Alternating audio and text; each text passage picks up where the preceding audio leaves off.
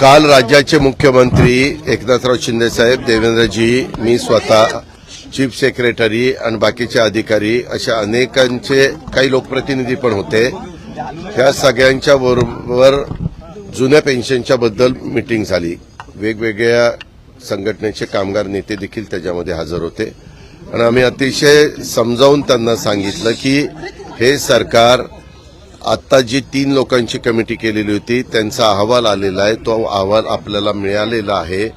तो अहवालाच्या बद्दल finance, ACS finance, chief secretary असे 3-4 बसून कामगार लिडरांच्या बरोबर त्या ठिकाणी चर्चा करा. ह्याच्यात आम्ही तिघांनी त्यांना सांगितलं की आपल्याला कुठल्याही परिस्थितीमध्ये पेन्शन द्यायची. तुम्हालाही माहिती असेल, सभागृहामध्ये देखील मी देवेंद्रांनी सांगितलं. मी तर उलट सांगितलं की केंद्र सरकारचा काही ह्याच्याबद्दल अभ्यास चालू आहे, त्यांनी पण समिती नेमलेली आहे, परंतु त्याच्याशी हे लिंकअप आम्हाला करायचं नाही. परंतु ते जर आलं तर ते पण आपण पाहूया. ह्यांचाही जो काही अहवाल आलेला आहे तोही त्या ठिकाणी तपासूया आणि आपल्या कर्मचाऱ्यांचा, आपल्या अधिकाऱ्यांचा पेन्शनच्या बाबतीमध्ये जो काही योग्य निर्णय असेल तो त्या ठिकाणी घेतला जाईल. त्यांनी सांगितलं की आम्हाला ते पाहिजे. मी त्यांना मागे सभागृहात सांगितलेलं होतं की विधानसभेच्या निवडणुकीच्या आधी महायुतीचं सरकार याबद्दलचा निश्चितपणे सकारात्मक निर्णय घेईल. हे काल पण आम्ही त्यांना सांगितलं, परंतु ते म्हणले नाही, आता किती दिवस झाले. म्हणलं ह्याची अंमलबजावणी तसं बघितलं तर 2031 का 32 पासून सुरू होणार आहे. तोपर्यंत तर अंमलबजावणी सुरू होण्याचा प्रश्नच होत नाही. तरी ते म्हणले की आम्हाला मार्ग काढून द्या. तो मार्ग काढत असताना 4 ते 5 प्रश्न हे त्यांचे मुख्यमंत्र्यांनी तिथं त्यांना शब्द दिला की आम्ही तुमचे सोडून देतो. त्याच्यामध्ये एक जुन्या शिक्षकांचं बघा, 2005च्या आधी शिक्षक सेवक म्हणून लागलेले होते आणि नंतर ते परमनंट झाले, त्याच्यामुळे ते त्याच्यात बसले नाही. अशी काहीतरी 25,000ची संख्या होती. त्या लोकांचा प्रश्न मुख्यमंत्री महोदयांनी सोडवला. इतर पण त्यांचे 2-3-4 प्रश्न होते, ते पण सोडवले. आणि तरी त्यांनी भूमिका घेतली की बाबा आम्हाला तुम्ही शब्द द्या, कधीपर्यंत होईल. शेवटी मुख्यमंत्र्यांनी सांगितलं की येणाऱ्या अर्थसंकल्पाच्या पर्यंत आम्ही ह्याबद्दलचा निर्णय 100% घेऊ असं सांगितलं. आणि मग नंतर ती मीटिंग उठली आणि त्यावेळेस त्यांनी आवाहन केलं, आम्ही सगळ्यांनी आवाहन केलं की आता जास्त ताणून न धरता आजच्या संपाच्या बाबतीमध्ये देखील सगळ्यांनी टोकाची भूमिका घेऊ नये. कारण सरकार तसं बघितलं तर पत्रकार मित्रांनो, तुम्ही काल एक बातमी पण वाचली असेल, आरबीआयनी एक सगळ्या राज्यांना कळवलं. अर्थात आरबीआयला काय कळवायचं, तो आरबीआयचा अधिकारी, राज्याला काय निर्णय घ्यायचा तो पूर्णपणे त्या राज्याच्या मुख्यमंत्र्यांचा आणि मंत्रिमंडळाचा अधिकार आहे. आणि तशा पद्धतीनं काल एकनाथराव शिंदेंनी फार पॉझिटिव्ह भूमिका तिथं घेतलेली होती. हे आम्ही सगळ्यांनी पाहिली आणि त्याला आम्ही पण सगळ्यांनी सपोर्ट दिला. उद्या दिल्लीमध्ये, उद्या 16 तारीख ना का 15? 15 तारखेला काल आम्ही अमित भाईंना भेटलो. काल आम्हाला भोपाळला तिथल्या डॉक्टर यादवांच्या मुख्यमंत्री आणि दोघांचा उपमुख्यमंत्र्यांच्या शपथविधीच्या कार्यक्रमाला आम्ही तिघही गेलो होतो. त्यावेळेस सध्या राज्यामध्ये निर्माण झालेला कांदा प्रश्न, दुसरा राज्यामध्ये निर्माण झालेला इथेनॉल प्रश्न, असे 3-1 प्रश्न जे काही महत्वाचे आहेत. दुधाच्या प्रश्नाच्या संदर्भामध्ये जोपर्यंत पावडर दुधाची ही एक्सपोर्ट होत नाही आणि त्याच्यामध्ये केंद्र सरकारने जर हस्तक्षेप करून काही निर्णय घेतला तर त्याचा फायदा देशातल्या सगळ्याच दूध उत्पादकांना होईल. म्हणून तो एक विषय आम्ही घेतलेला आहे.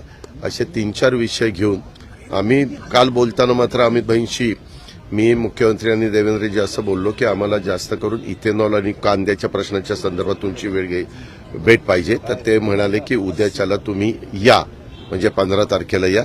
तर 15 तारखेला आम्ही त्या ठिकाणी जातोय. ते 15 ऐका ना, ते 15-16ला तिथं आहेत. ते म्हणले 15ला या किंवा 16ला या. तर तुम्हालाही माहिती आहे की आज गुरुवार ना, 16 तारखेला आपलं अधिवेशनाचा आठवड्यातला शेवटचा दिवस असतो आणि नंतर अशासकीय कामकाज असतं. आम्ही साधारण टेंटेटिव्ह आत्ता असं ठरवलेलं आहे की 6 वाजेपर्यंत जर कामकाज संपलं तर त्याच्यानंतर दिल्लीला जायचं दिल्लीला रात्री 9 किंवा 10 वाजताची वेळ देतो असं त्यांनी सांगितलेलं आहे. पीएचडी वाल्याच्या बद्दल मी जी काही भूमिका तिथं मांडत होतो त्या भूमिकेचा विपर्यास करण्यात आलेला आहे. काल रात्रीच मी प्रेस नोट त्याच्याबद्दल काढलेली आहे, मी ट्विट त्याच्याबद्दल केलेलं आहे. त्याच्यातनं आमच्यासारख्यांनी बोलत असताना मी त्यामध्ये फार कुठं दिवा लावणार आहेत असा काहीतरी माझ्या तोंडातनं शब्द गेला, तर त्याचा खूप मोठा गाजावाजा करण्यात आला. त्याच्याबद्दल मी दिलगिरी व्यक्त केलेली आहे. त्या संदर्भामध्ये माझी जी काही भूमिका आहे ती स्पष्टपणे मांडलेली आहे. मी मागे सभागृहामध्ये देखील सांगितलं की चीफ सेक्रेटरीच्या अध्यक्षतेखाली राज्य सरकारने एक समिती केलेली होती आणि त्या समितीनं साधारण महाज्योतीमध्ये, सारथीमध्ये, बार्टीमध्ये ह्या वेगवेगळ्या ज्या काही आपल्या संस्था आहेत त्याच्यामध्ये किती विद्यार्थिनींना बाबा एमपीएससीमध्ये, यूपीएससीमध्ये, IAS, IPS वगैरे ह्या सगळ्या गोष्टी ज्या काही आहेत ह्याच्यामध्ये कशा पद्धतीनं आपण संधी दिली गेली पाहिजे, आपण डॉक्टरेटच्या PhDच्या संदर्भामध्ये काय भूमिका घेतली पाहिजे. आता काय झालं पत्रकार मित्रांनो, मला कुणालाही टीका टिप्पणी करायची नाही, परंतु काहींनी PhD हे जे काही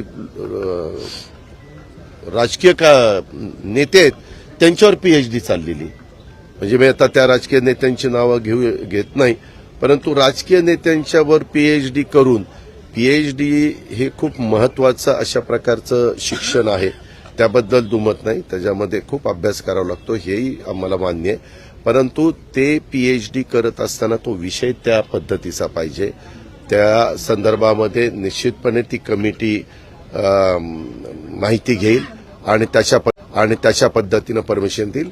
पण काहींचं म्हणणं की बाबा ठराविकच आता संख्या घातलेली आहे, ती संख्या घालायला नको वगैरे वगैरे. आता आमचा साधारण कल असा असतो, काही लोकांनी PhD व्हावं, काही लोकांनी वेगवेगळ्या करिअर निवडावं, काही लोकांना आता ह्याच्यामध्ये कौशल विकास कार्यक्रमामध्ये देखील वेगवेगळ्या प्रकारच्या अनेक नोकऱ्या त्या ठिकाणी मिळू शकतात. ट्रेनिंग दिलं तर नोकऱ्या त्या ठिकाणी मिळू शकतात, ते ट्रेनिंग त्यांना द्यावं. मध्ये आम्हाला एक माहिती अशी मिळाली, जर्मनीमध्ये जर्मन भाषा जर येत असेल तर प्लंबर, फिटर वगैरे अशा प्रकारच्या कोर्स केलेल्यांना जर्मन भाषा मात्र आली पाहिजे. जवळपास 4 लाख मुलींची तिथं गरज आहे. तर त्याही संदर्भात आम्ही काही ठिकाणी जर्मन भाषेला म्हणजे जर्मन भाषा मुलांनी शिकावी म्हणून प्रोत्साहन देण्याचा प्रयत्न करतो. ज्या मुलांना परदेशामध्ये जाऊन तिथं नोकरी मिळवावी असं वाटत असेल, मुलींना वाटत असेल, तर त्यांनी तो पण त्याही संधीचा फायदा करून घ्यावा अशी साधारण आमची भूमिका आहे आणि त्या पद्धतीनं आम्ही त्यांना सांगतो. सरकारी कर्मचाऱ्यांच्या प्रश्नावर आज अहवाल पटलावर मांडला जाईल का? कुठला पटलावर मांडल्याशिवाय हा संप मागे घेणार नाही. कुठला? अरे बाबा, तो अहवाल लगेच पटलावर, तो अहवाल आम्ही सरकार म्हणून आम्ही बघितला पाहिजे ना. त्याच्या संदर्भामध्ये आपण तो बघून त्याच्यानंतर आता कर्मचाऱ्यांनी त्यांची मागणी काय करावी हा त्यांचा अधिकार आहे. पण नेहमीच राज्यकर्ते आणि कर्मचारी संघटना यांचे अतिशय चांगले संबंध राहिले. एक अपवाद मला आठवतोय, त्यावेळेस मी राजकारणात नव्हतो, परंतु वसंतदादा पाटील मुख्यमंत्री असताना 52, 53, 54 काहीतरी दिवस त्यावेळेसचा एक संप झालेला होता. तेवढाच अपवाद हा साधारण पाहायला मिळतो. मात्र नंतरच्या वेळेस थोडंसं पुढं मागं झालं, परंतु वेळोवेळी मार्ग निघाले आणि त्याच्यामध्ये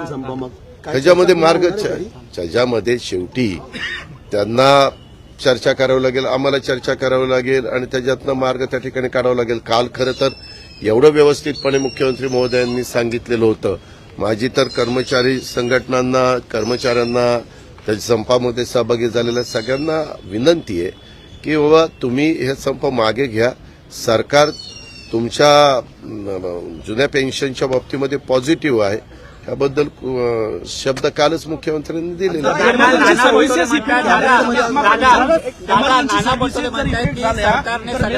आज लगेच तुम्ही काहीतरी नवीन टॅगलाईन चालू नका किंवा ब्रेकिंग न्यूज चालू नका.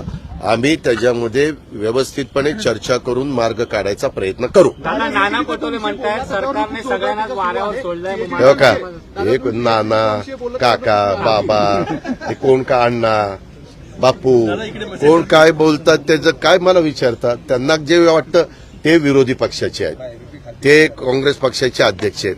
त्यांना तसं बोलल्याशिवाय त्यांना गत्यंतर नाही. ते कसं म्हणतील सरकार फार चांगलं चाललेलं आहे बरं का, असं म्हणून त्यांना चालणार आहे का? त्यांना त्यांचं काम करायचं आहे, आम्हाला सरकार चालवायचं काम करायचं आहे, आम्हाला लोकांचे प्रश्न सोडवण्याचं काम करायचं आहे. असं आमचं चाललेलं आहे. बॅनर लागलेला आहे. आरोग्यमंत्र्यांवरती ताशेरे ओढण्यात आले. पुण्याच्या रुबी हॉस्पिटल संदर्भात आहे ते किडनी रॅकेट संदर्भात. त्याच्याबद्दलची माहिती घेऊ. असा बॅनर लागला की हे बॅनर लागला, तुमचं काय मत आहे? लगेच मत नाही, त्याबद्दलची माहिती घेतली जाईल. कधी कधी त्या बॅनरमध्ये तथ्यहीन बॅनर लागतात, त्याचा काही नोंद पण घेण्याची गरज नसते. पण हा बॅनर नोंद घेण्याची गरज आहे का नाही ते तपासून बघितलं जाईल आणि त्याच्यामध्ये काही तथ्य असेल तर लक्ष घातलं जाईल, तथ्य नसेल तर सोडून दिलं जाईल. काल भुजबळांनी आरोप केला की राज्य मंत्रिमंडळ हे मराठा समाजाच्या संस्थांना पैसे जास्त देतं पण महाज्योतीला देत नाही.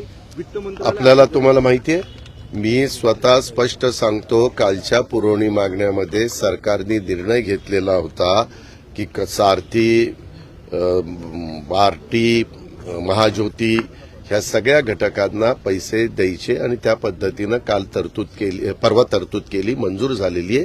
पैसे त्या ठिकाणी दिले जातील. राज्यकर्ते कुणी असलं तरी असा भेदभाव करून त्या ठिकाणी चालत नाही. काही भुजबळांचा गैरसमज झालेला असेल तर त्यांच्याशी चर्चा करून तो दूर केला जाईल. त्यांच्या बोलण्यात तथ्य असेल तर दुरुस्त केलं जाईल. बरोबर आहे? त्याच्यात काही चुकलं? दादा, मंत्रिमंडळ विस्तार झालेला आहे. तर दिल्लीत गेल्यावर चर्चा करणार का विस्तारात? दादा, काय? भूम मागं घ्या. पीएचडी करणारी आहे तर संजय राऊत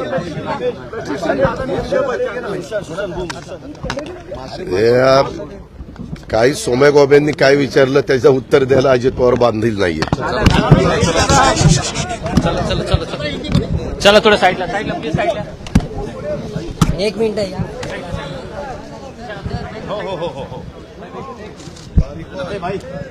एक